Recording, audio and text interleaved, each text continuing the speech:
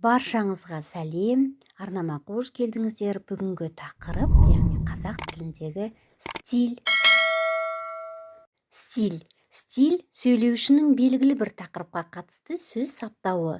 Қазақ тіліндегі стильдердің бастылары. Стильдің түрлері: ауызекі сөйлеу стилі, ғылыми стиль, ресми іс-қағаздар стилі. Ауызекі сөйлеу стиліне келсек, мақсаты қатынас жасау. Мысалы, мереке құтты болсын. Рахмет, саған да ұлыс құтты болсын. Екіншіден, ғылыми стильдің мақсаты заттар мен құбылыстардың жалпы ерекшелігін ашып, мәлімет беру. Мысалы, заттың атауын білдіретін сөзді зат есім дейміз.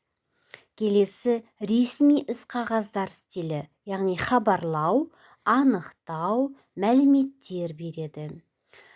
Мысалы, ауруханаға бару үшін мені сабақтан босатуыңызды сұраймын.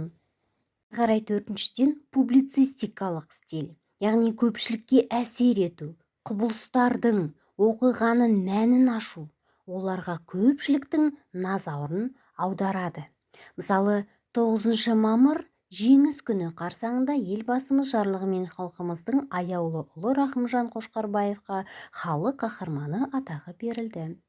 Бесіншіден, көркем әдебиет стилі, яғни мақсаты құбылыстар мен заттарды суреттеу, жанды суретін көрсету, бейнелеу арқылы оқырманның сезіміне әсер етеді. Мысалы, ақ қасқыр айналып жіберіп, ағызып келіп алдына түсті.